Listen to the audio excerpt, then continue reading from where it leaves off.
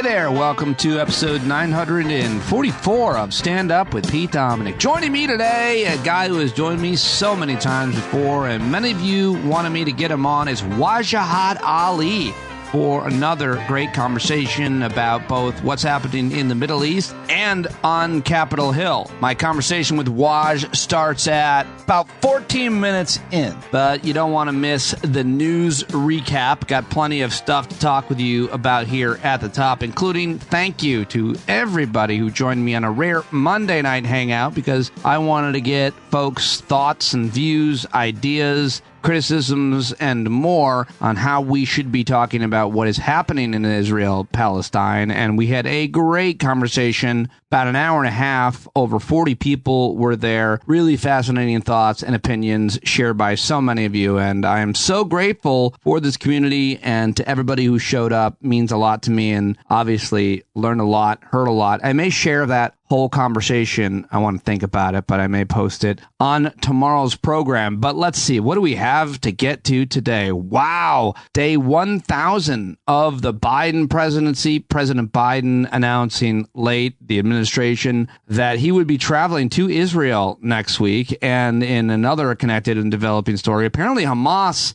announced that they would be releasing all of the, or some of the hostages that were apparently foreign nationals. This is reporting from Richard Engel on MSNBC last night. The chief spokesman for the Hamas military wing just issued a statement on camera in which the group is offering to release foreign hostages unconditionally.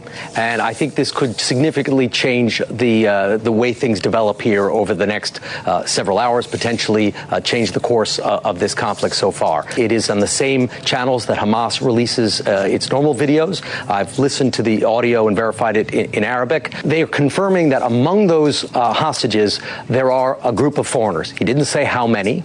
And he said now they've confirmed that they are foreign nationals, that they are not party to the conflict, that they are being treated, quote, as guests, and that Hamas will release them, quote, when field conditions are right.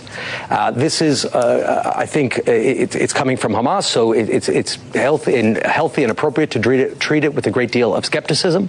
But I know from diplomatic sources I've been talking to all day that there has been a lot of effort to try and convince Hamas to release some hostages. I know a lot of work has gone into this because I've been speaking with Arab negotiators all day. They were expecting some sort of news. It could very well be Hamas's attempt to push back a ground invasion, or it could be an attempt by Hamas to not pick a fight with the United States, to say that its fight is with Israel and with Israel alone, so that it doesn't have Delta forces and Navy SEALs landing in the Gaza Strip and looking for this people.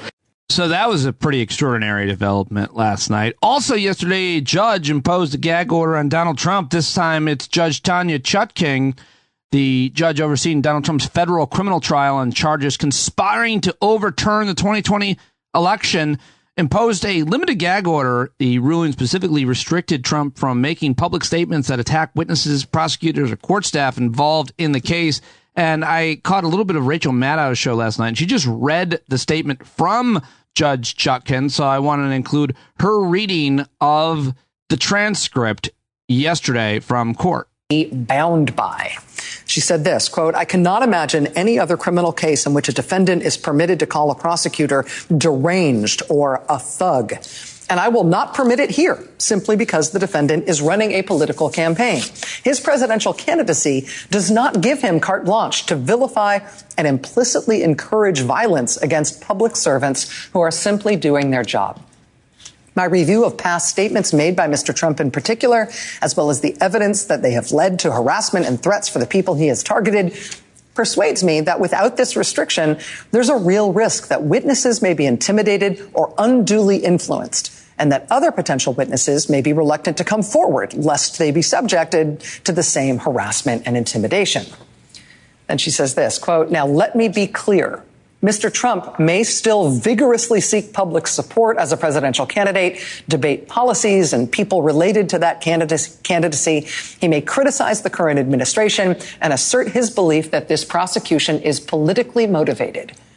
But those critical First Amendment freedoms do not allow him to launch a pretrial smear campaign against participating government staff, their families, and foreseeable witnesses. No other criminal defendant would be allowed to do so, and I am not going to allow it in this case. She then concludes with this. For the reasons discussed during this hearing, therefore, I find that these measures are consistent with the rights secured by the First, Fifth, and Sixth Amendments, and that they are both necessary and narrowly tailored to safeguard the integrity of these proceedings, as well as to protect the safety of the people assisting with them. If any party or counsel, meaning any lawyer, any party or counsel violates these restrictions or the other laws or obligations by which they are bound, I will, either upon receipt of a motion or sua sponte, meaning on my own as the judge, I will consider sanctions as may be necessary. Thank you. We're adjourned. Bang. The gavel falls. Accountability. Judge Tanya Chutkan ruling from the bench today in Washington. We await the written version of this order. Trump already says he's going to appeal it, but as of now, he is bound by it. Well, there you go. How about that development in court yesterday? And finally, the other big story is that Congressman Jim Jordan, GYM Jordan, the angriest man alive, apparently has gained steam in his bid for the House speakership. This is President Trump's probably closest, the congressman who he is closest to. He's endorsed him. Trump has. A lot of people were hoping that he would not get the nomination simply as a rebuke of Donald Trump. Yet another loss for him. But apparently yesterday, several holdouts, including some mainstream House Republicans who previously said they would not vote for Jordan. He's the hardline co-founder of the ultra-conservative House Freedom Caucus and, of course, an insurrectionist and party to sex crimes at Ohio State that apparently he looked the other way on, allegedly. But after intense pressure campaign carried out by Jordan, his right-wing allies, including Sean Hannity, apparently, they announced that some of them would be supporting them. Their reversals have improved Jordan's chance to being elected speaker in a vote planned for today, but the outcome remains far from certain. We'll see what happens on Tuesday with that. But man, I'm going to wait to spend much more time talking about Jim Jordan and his record until after, if they do, in fact, nominate him, because that would be a pretty bad thing for the Republicans' hopes in next year to maintain the majorities that they have in the House of Representatives, much less as a party. So we'll see what happens with that today. And now here is your viral clip of the day. This is from Republican presidential candidate Vivek Ramaswamy, who was confronted by a town hall attendee in New Hampshire, excoriated him as a scam artist and a showman in New Hampshire on Saturday. And I just loved what this woman had to say. Mr. Ramaswamy, thank you. You've expressed some illogical and dangerous positions, just about everything under the sun. But I will only bring up a few points today. Okay. Just be respectful of everyone, but we'll pick your favorite ones. Thank you. Just a few years ago, we all saw firsthand the disastrous results when a ruthless capitalist, a scam artist, a showman, and a liar with no public service experience became the president of the United States. And yet we are here again. My fellow New Hampshire residents are being manipulated by showmen and Trump wannabes to win our votes.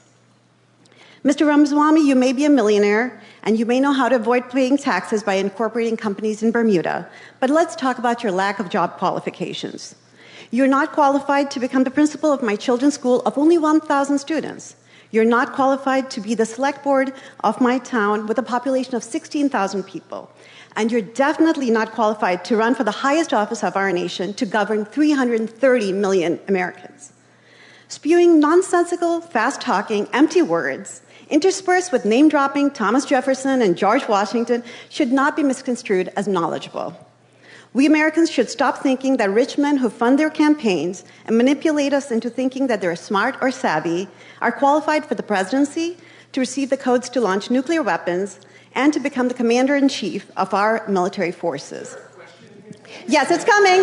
Mr. Ramaswamy, if we American voters...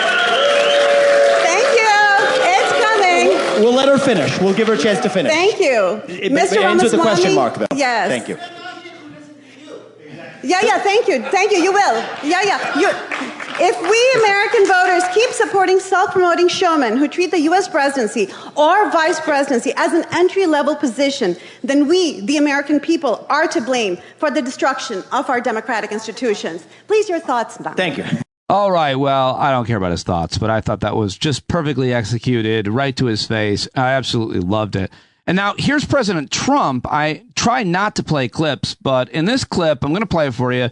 He says he's prepared to go to jail, and I say we're prepared to escort him there. Listen. But what they don't understand is that I am willing to go to jail if that's what it takes for our country to win and become a democracy again. All right. He really wants to be a martyr. Let's show him the way, is what I say. And then there was this moment where he was being attacked by a strong and patriotic fly. He hates flies. This is really bizarre. It made me laugh if it wasn't the worst guy in the world. Super awkward, but listen. These are sick. They're sick and they're evil and they're not going to be fixed. You're not going to make them into wonderful people one day. I didn't know you had flies in Iowa. I hate flies. Now, I'll get in trouble for saying that. Cruelty to animals. No, it's true. You know, I said the other day I was at a place, and there's a beautiful place, but they had like flies. And I said, get fly paper. They said, sir, they're not allowed to sell it anymore because of cruelty to animals. They actually said that. I don't know. Can you get fly paper? It used to be great, right? But they said, you can't do that anymore, sir. It's cruelty. What the hell is going on with this country? All right. Wow. A fly paper shortage. I didn't realize that. It was bizarre. And also amazing and awful. Speaking of awful, here he is disparaging his military leaders. And if this were Joe Biden, everybody would lose their mind, or any Democrat, or really anybody else. But here he is on the record, again, going after his military leaders who are all apparently idiots. And one of them said to me, Millie, he said, sir, it would be cheaper if we left everything. I said, where does this guy come? Where does he come from? A brand new airplane cost $128 million, right? I said, you mean you think it's cheaper to leave it than to fill it up with a little fuel and fly it the hell out to, even if you just fly it to Pakistan, then you bring it back home or you fly it back home. Most of them can make that journey, right? Oh, it's better to leave it Earth. Oh, I don't want to tell you what I had to go through with these people. Some of the dumbest people I've ever met in my life. But we have... Some of the dumbest people he ever met in his life were the generals who were leading him. Okay, certainly. You got it, sir. All right, well, that's all the audio I think I've got for you. What else can I tell you? The Biden administration reached a settlement with more than 4,000 migrants who were separated from their families at the U.S.-Mexico border by the Trump administration. Rite Aid, one of the largest of the U.S. pharmacy chains, apparently filed for bankruptcy, weighed down by lawsuits over prescriptions for painkillers. How about that? And here's a final good news story. A conservation group acquired more than 1,500 acres just north of Yellowstone National Park to stop a gold mine that they said would have upset the habitat of bears and other wildlife, specifically grizzly bears. The organization is called the Greater Yellowstone Coalition, a conservation group that paid apparently $6.25 million to conserve this area. And I always love to report on conservation wins. That's a good thing. And that is all I've got for you in the news today. Now it's time to get to my conversation with Wajahat Ali, who you know and hopefully love. He's a columnist, a contributor at the Daily Beast. He's a former contributor to CNN, to the New York Times. He is a recovering lawyer and author of the amazing Go Back to Where You Came From and other helpful recommendations on how to become American. He's big on the social media. You've seen him on MSNBC and so many other places. Real good friend of mine. Very happy to talk to him. And I started the conversation because he was ranting about how, on Twitter, about how it's just terrible how you always have as a brown person, have to condemn the terrorists and how ridiculous that is. It's a little behind the scenes on my opening joke here with Waj. Let's do it right now with Wajahat Ali. And Wajahat Ali is here. Hello, my friend. Thank you for joining me. I am here to provide your daily dose of genocidal content. Yes. And before you start, I'm hoping that you will condemn. Just condemn. I apologize for existing. I apologize for apologizing. I apologize for male pattern baldness. I apologize for peanut allergies. Yes. I apologize for manspreading. I also apologize for every violent act done by a violent person I've never met. And I apologize for your mother-in-law and on behalf of your mother-in-law. Well, you went one too far. That last one, there's nothing that you have responsibility for. But for the rest, we thank you. And I ask you... I like, you know what she should have said? He goes, I was with you until the end. And then you revealed your true colors. Well, I mean, we joke, but your point was that you have to condemn terrorist attacks when they are done by Muslims. No matter where in the world there has to be that. You feel that doesn't happen with other folks, maybe. Well, it shouldn't. See, this is the thing. It shouldn't happen with anyone. So that's the key thing, is that double standard shouldn't exist for anybody, right? But since 9/11 in particular, it's what we call the condemnathon, where if you are Muslimi, you are presumed guilty and presumed to be sympathetic towards Hamas, Hezbollah, ISIS, Al-Qaeda, Saddam. And then we are asked, and I cannot tell you how many times this has happened, even in corporate media, mainstream media, corporate meetings, conversations where they kind of test you out. And I come in as like a commentator, or I just come in as Wajahat Ali, the son of Pakistani immigrants, overweight kid who plays video games. And then you kind of have to talk about Hamas and ISIS, and you have to condemn it. And no one else does that. Like, no other person or no other group since 9/11 has to proactively condemn violent acts as a test of your moderation. It's wild. And especially with the latest quote unquote crisis that's happening, where Hamas, a violent extremist group, committed war crimes against Israeli civilians, and Israel in response now is committing war crimes against Palestinian civilians, collective punishment. You'll see that, like, by virtue of anyone who's Muslimi, I'm not Palestinian, I'm not Arab, it doesn't matter. A Palestinian equals an Arab equals a Muslim equals potential extremist. We are asked on corporate media, mainstream media, to condemn Hamas. But that, I'm like, you'll never see Jake Tapper or Wolf Blitzer or Dana Bash being like, so do you condemn the illegal occupation and illegal settlements, which is illegal according to international law and pretty much most Republican and Democratic administrations? Like, it's never there, Pete. You see what I'm saying? And the result of this absurd and infuriating double standard is it reinforces a narrative that all Muslims are the threat. And then what happens is, in this particular climate, such as the 9/11 climate, I see echoes of it, which means we've learned nothing. Some crazy people commit violence.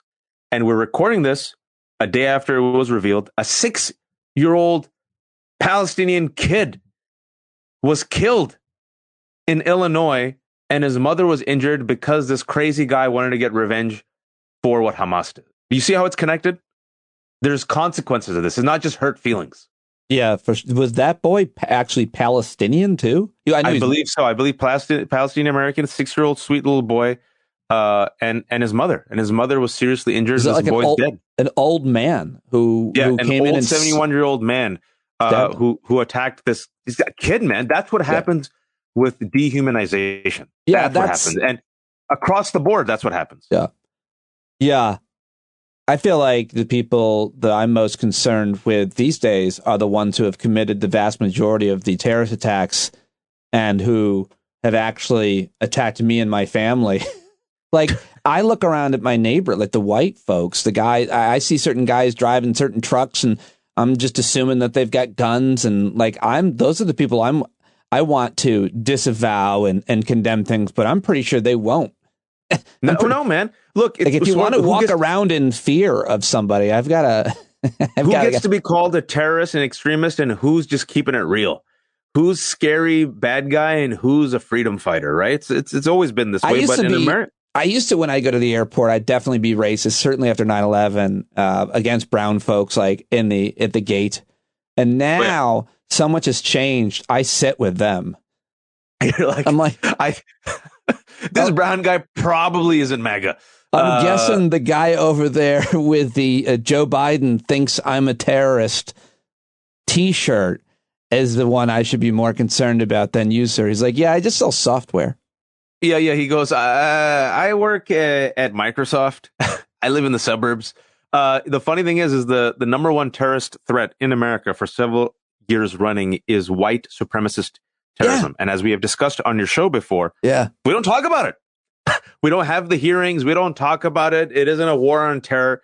And as I've said on your showing the double standard again, if I were to, God forbid, join up with a bunch of brown and black people and just chant in Arabic and foreign languages around the U.S. Capitol and carry guns, what would happen to us, man?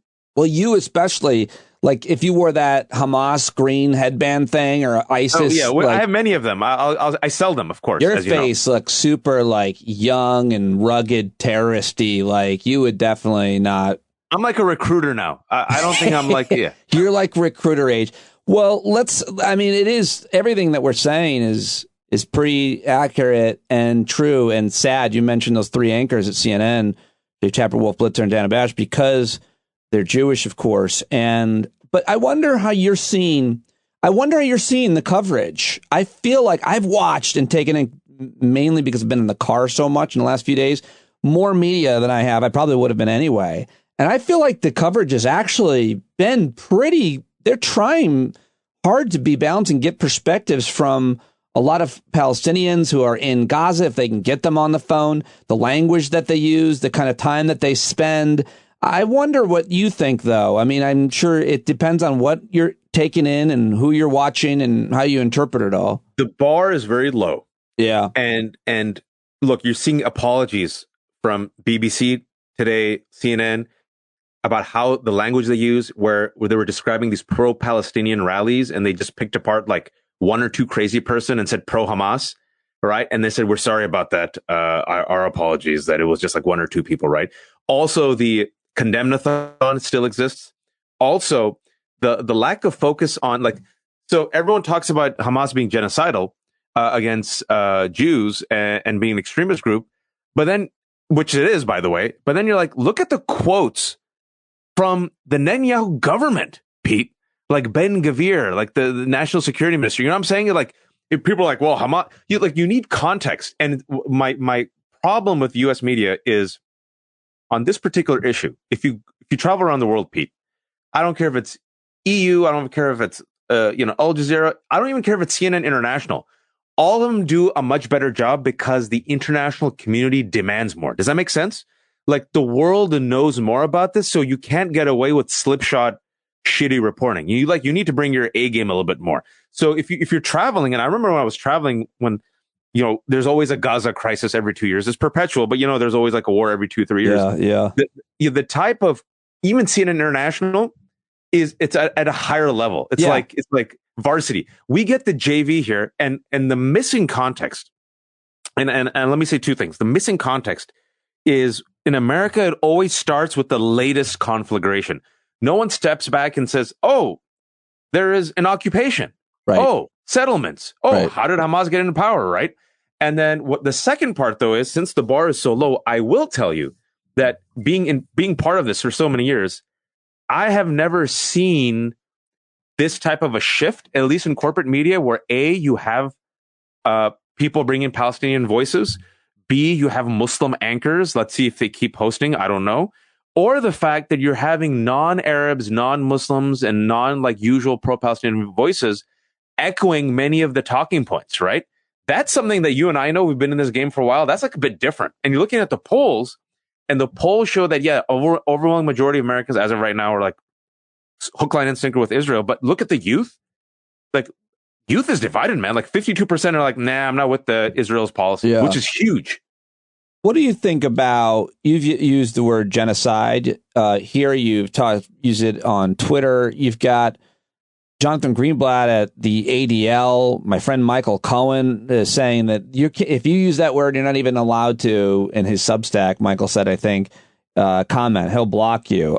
There's no room for that word. That's like out of bounds. And there's kind of a language police. There's so much language around the Middle East conflict that the vast majority of folks don't know. The new phrase that we're learning is collective punishment.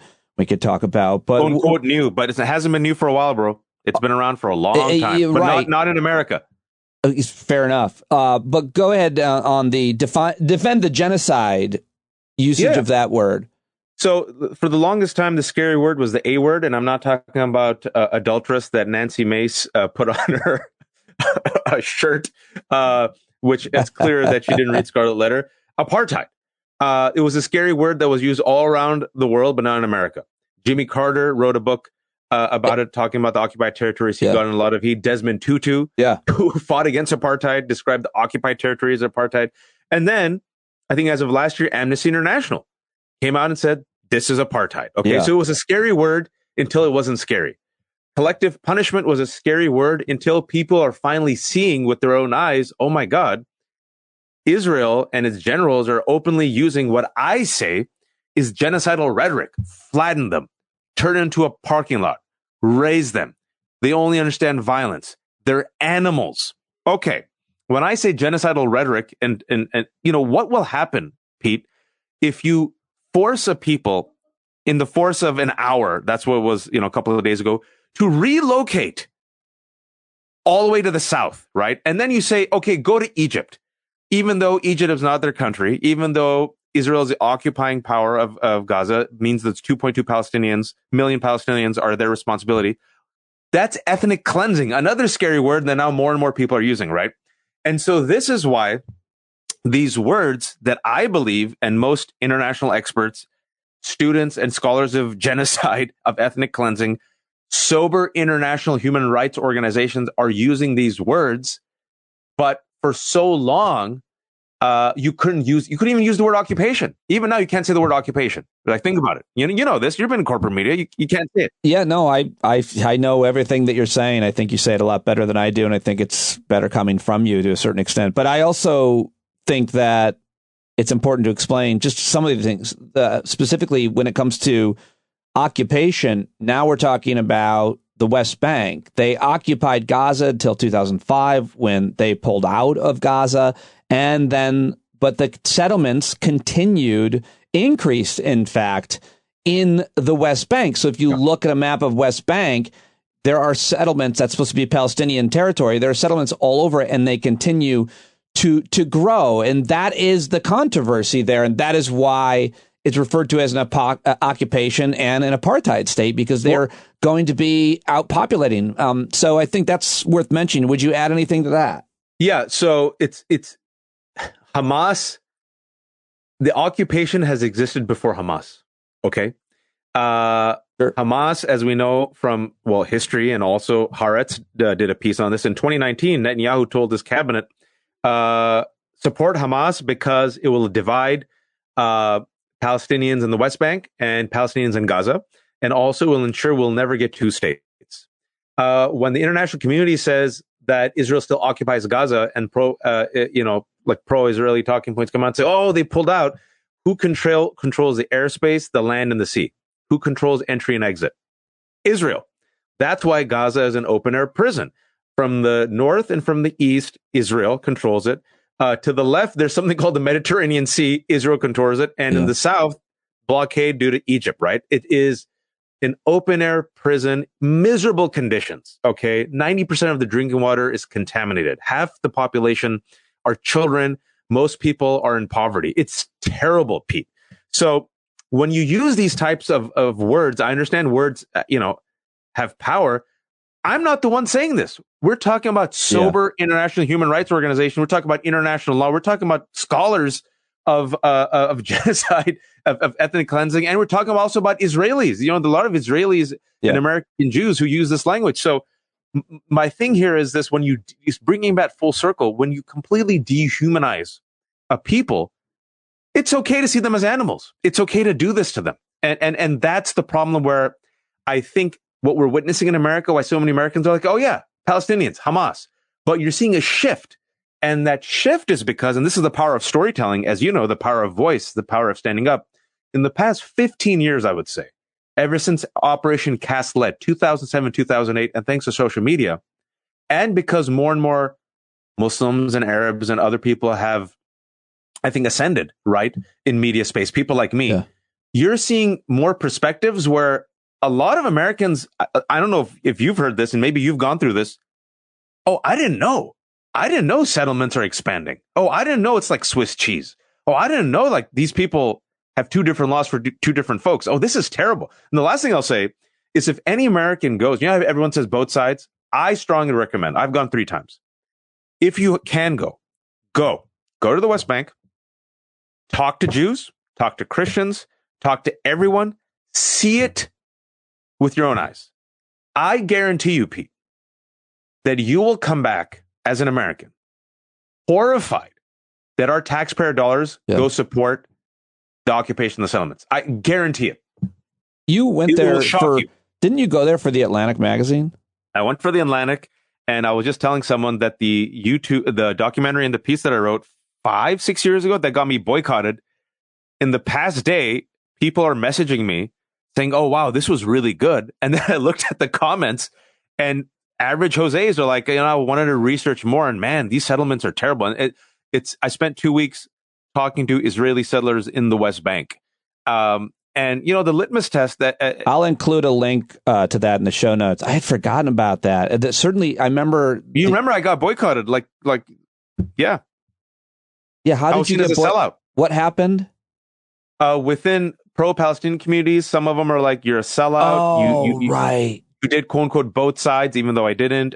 You humanized. Yeah. And then, once you say anything about Palestinians and want to support them, oh, you're anti-Semitic and you're anti-Israel and you're a hate monger. Right. And then, so I get that all the time, but I do lean on the side of humanity. Like I have said last week, you've seen my tweets, that it is perfectly fine, folks. The water is warm here to say that Hamas is a violent militant organization that has committed atrocious war crimes against Israeli civilians. There it is. That's the only part I'm going to include from this interview. Yeah, thank you. And Palestinians are civilians deserving of the right to self-determination, and Israel's collective punishment is also grotesque and does nothing to help security for anyone. You can say both, folks, but I can tell you, Pete, from these communities, and you talk to Jews, you talk to Palestinians, if you even mention that, if you even try to humanize, their side comes out and says, why are you both siding?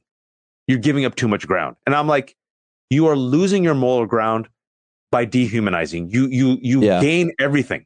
If you're able to hold that and there's a skeptical audience, they'll be like, oh, that's a humane person willing to be fair. That's my take. You might disagree with me. I fully agree with you. And I think everybody should go read that piece series and watch the documentary, accompanying documentary. And now a quick word on why and how you can support the show from our friend Pete Coe. Hey there, stand-up listeners. If you think this is the same promo spot you heard previously, you'd be wrong. Because I've slightly rearranged the script for this one to remind you about the benefits of becoming a stand-up Patreon subscriber. For as little as $5 a month, you not only gain access to our member Discord channel, you can join our weekly online hangouts too, where we all happily criticize Pete's terrible fashion decisions. And also, puberty. Go to patreon.com/Pete Dominic or visit the show's website at standupwithpete.com and click on the big red button that says Support Stand Up. All right, let me switch gears on you and just ask you about the fight for the speaker. Yeah. That's the other really big story. It's so important. Give me your broad overview of it, and then we can get more specifically to Jim Jordan and why he's a bad idea for America. The Republicans and Democrats are really excited and hoping that they choose him. A microcosm of the cluster F that is the GOP and MAGA, where there's no solutions but only manufactured outrage and chaos. The Freedom Caucus that was co-created by Jim Jordan and now is part and parcel of Trump and Trumpism, it has now contaminated and taken over the party. These are flamethrowers. These are people who are willing to literally shut down the government. They're willing to bring it all down. Yeah. And Jim Jordan is an extremist. He is anti-abortion, anti-choice, anti-gay marriage, pro-insurrectionist, part and parcel of the Trump agenda. Also, GYM Jordan, the news that should have been in the news but hasn't been, there's allegations that this man turned a blind eye to abuse that was happening to students, wrestling students, when he was a wrestling coach, right? So now, instead of Republicans doing the right thing and electing someone, I don't know, sane and moderate, but there are no such thing as moderate Republicans left. You're seeing a complete about face today where all the people say, all the people over the weekend who said, I will never vote for Jim Jordan, he's rallying the votes. And they're like, oh shit, if we don't vote for Jim Jordan, someone from the other side who actually is competent, Hakeem Jeffries, can be the Speaker of the House. So they're going to vote. I think he most likely will get it. They have to go all in because Frankenstein's monster now controls the party. And he'll be the Speaker of the House, probably by the end of this week. How does that look for... You really think he'll get the votes out at this point? People have been... Look, we're recording this as of 5:30 on Monday, and several folks who said they never vote for him, I'm talking about Republicans, are now saying, well, I had a conversation with him, and, we've disagreed in the past. And so they're rallying the troops. And I think this is part and parcel of the Faustian bargain that I've been talking about on your show for 7 years now. I think the devil's going to come to collect. People might think I'm wrong, but this is going to be disastrous for many Republicans. It's going to be disastrous for America, number one. But for a lot of these Republicans, people forget, are in a tough situation. They come from purple regions. Yeah. Pete. So they're going to have to go back in about a year and be like, hey, let me defend why I voted for the guy who's against abortion and against marriage equality and is a flamethrower and is pro-insurrection. And by the way, let me try to defend why I supported Trump in 2024, which is what they're going to do. Right.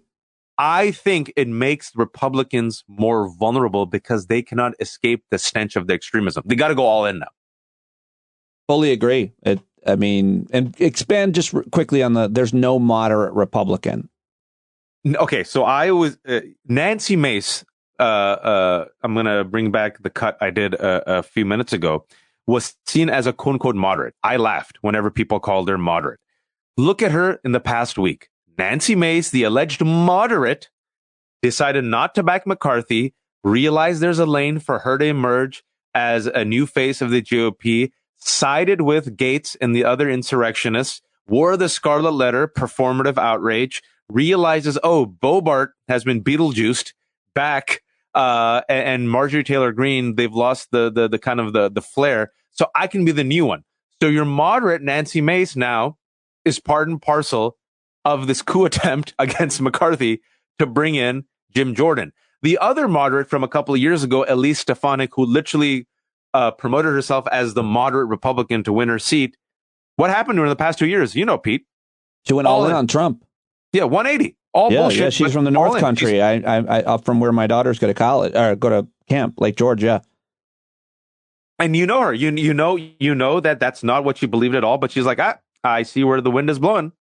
So tell me where the moderates are. Show me. Mitt Romney retiring. I know her district, and I think that the way to classify them is if they're supportive of Donald Trump. I mean, I don't know what you would call the framing other than just MAGA Trumpism. It's anti-democracy. It's white supremacy. It's election denying. It's Earth 2. I mean, so they're not moderate. And you know this because you've taken them on. It's Earth 2. Yeah. And this is why I think language matters is when media desperately tries to say, the moderates. Right. I'm like, who are the moderates? Right. Define me the moderate and I'll show you their record. What, if anything, can or should Democrats do in this situation? Hold the line. Yeah. Fully support Hakeem Jeffries and try to don't give an inch, in my opinion. What they did with McCarthy was smart. Keep promoting Jeffries. And what I do is, look, I hate saying this because it's going to be Jordan's going to be disastrous, but okay, this is what MAGA has chosen voluntarily to do. What you then do is you tie every Republican to Jim Jordan and Donald Trump. Right. That's what I would do. Right. And specifically, I would lead with abortion, marriage equality, marriage equality, his opposition, I meant to abortion, marriage equality, the insurrection, Trump.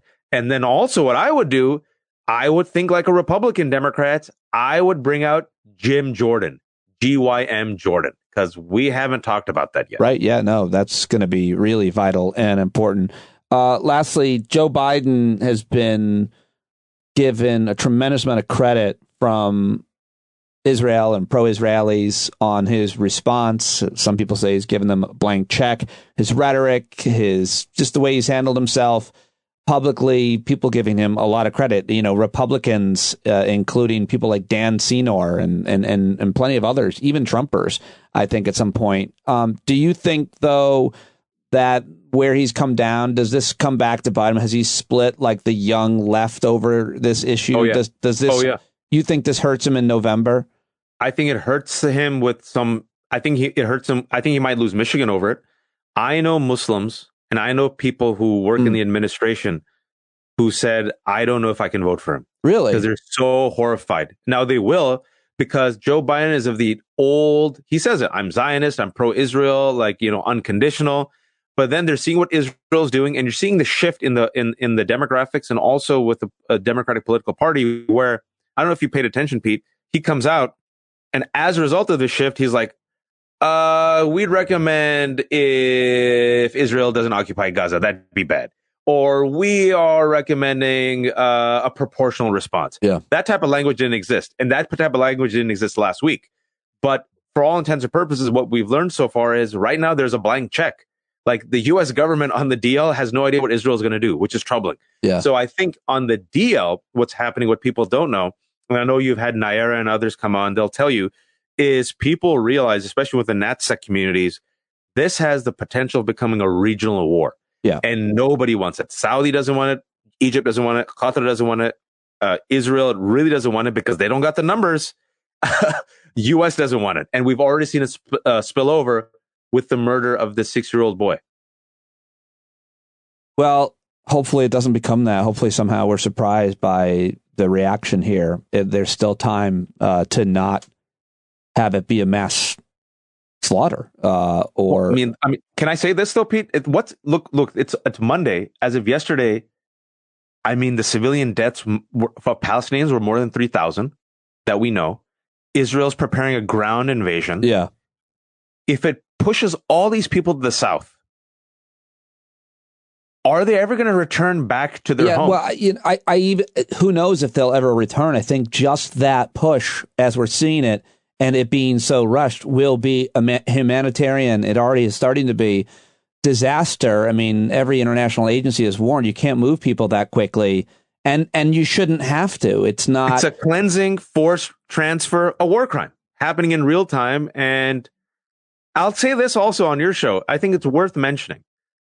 I cannot tell you how many people, not just Muslims and Arabs, how many people have said, I'm afraid to say anything. Because if I say anything, I'm going to lose my job. Oh, yeah. No, I've seen people breaking up with friends and relatives over this issue. I'm not sure what was said. I haven't heard anything from my audience. You're, I think, probably being like my fifth guest on this. People didn't love a lot of what Jonathan Alter had to say. But I haven't, I don't know. I think that there's a way to talk about it and handle it with plenty of nuance and a longer form conversation and explain things. But I don't know. You know who can do it, in all honesty? White people and Jews. Yeah. More so than us. I'll be honest with you, man. I'm keeping it real. Oh, for sure. For sure. There's no doubt about it on this issue. Yeah, I think that's more than fair to say. Yeah, but I think at the end, I hope, regardless of where your listeners are on this issue, I think at the very least, hopefully you can lean into your humanity and sit there and be like, this isn't right. Responding to violence by making more people into widows and killing more kids. How does that help? And then I will say this, I'll end with this. Forgive me for this bleak ending. I'm not convinced people care about Palestinian, brown, Arab, and or Muslim lives because I've lived in this country. I'm 42 and I've survived the post 9/11 climate, and I'm seeing the rhetoric right now. Yeah. So if you don't care about brown folks at all, okay. Suppose you only care about Israeli lives. Ask yourself, how does this make Israel safer? And no one has been able to answer that. Well, that's always, I think that's the most important question. That's the question I asked after 9/11. I lived in New York City. My city was attacked, and I was like, well, how are we safer? What's the way to be safer in the future and prevent future terrorist attack? I do want to say this and get a response to it. You talk about brown folks, Arab folks, Muslim folks, but specifically with the Palestinian people, I think it's always worth mentioning in every conversation, and we haven't said this, many of the Arab states have treated the Palestinian people like tokens and not let them come into their countries or let them live there in refugee camps. And I think, that always worth mentioning how poorly they've been treated by the people that they think are their friend. They think that they're somehow similar to, or that more importantly, they should think that because they rhetorically advocate for them and use them. Absolutely. But they use them. That's the key thing. They use them to really rally look down the base. on them as kind of like the way any kind of caste system, any kind of socioeconomic or ethnic hierarchy, how we do that. There's always someone worse than us. And in the Arab world, it seems the Palestinians are the bottom rung of that, but that's my understanding. Correct me. No, and look if you go there and I'm travel, Lebanese, Palestinians will say, "Oh, everyone's abandoned us. Yeah. These people are corrupt rulers." Or even their alleged leadership, they don't like them. They just want peace, man. You go talk to Palestinians, they're like, "I just want to breathe. I want a normal life." And Arab leaders have abandoned them. Yeah. Arab leaders talk the talk to rile up their base, but when it comes to it, they're perfectly fine normalizing relations with Israel for their own benefit, right? And a part of a reason why this is happening is because exactly that. United States, Israel, and Arab nations, folks, and Turkey thought, you know what? We can ignore these Palestinians. This is a problem that can be tolerated. Let's get down to brass tacks in business. And what I always tell folks is that Israel and Palestine cannot ignore each other. The story is connected, and you cannot ignore the occupation. Yeah. Yeah. Waj, always a pleasure. I appreciate your time today, and you got out with your child and went and saw a thing. So you're living your life, right? You're not being fully...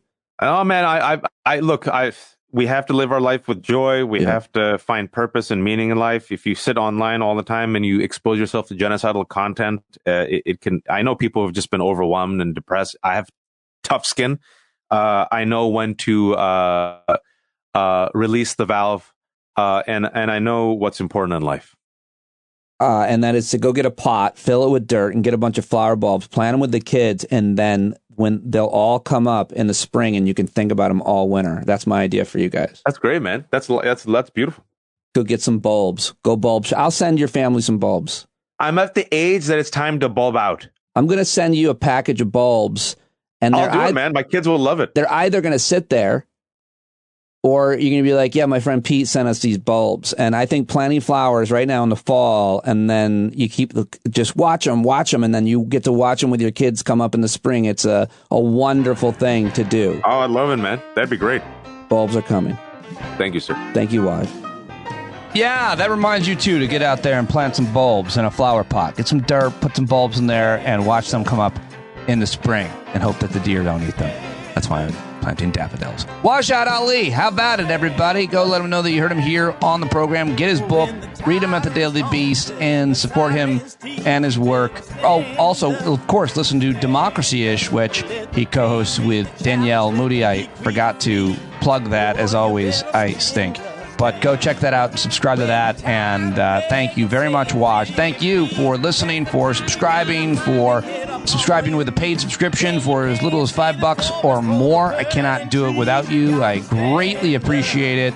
Write a review on Spotify and also iTunes. Subscribe on YouTube and TikTok and all the rest. All right, that's it. John Carroll taking us out right now, as he does every day. Check out johncarroll.org as well. Bye-bye. Talk to you tomorrow.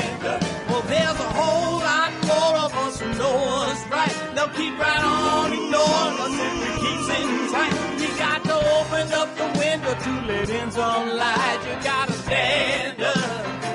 That's right. You got to rise up. You got to stand up. You got to stare the devil straight in the eye. We got to let him know it's his turn to go. See it clear and all you hear is a lie. Go get up off of your butt, get down off of your fence. And even if it ain't a very friendly audience, well, they'll begin to listen when you start making sense. And you stand up, stand up. No need to point your rifle to defend your town. Just stand up, stand up. You know they can't deny you what you're laying down. Boy, you better stand up, stand up. Show your face of every color, yellow, black, red, and brown. This is the place where